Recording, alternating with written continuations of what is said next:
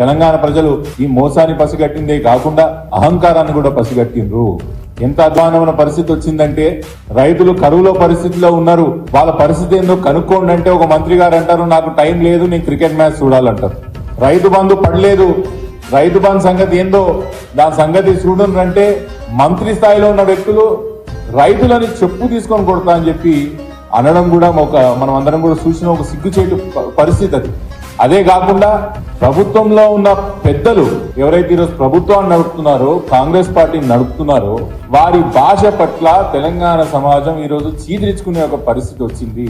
మీకు ముందే చెప్పినట్టు తెలంగాణ సమాజం ఎప్పటికైనా అహంకారాన్ని తొందరగా పసిగంటది.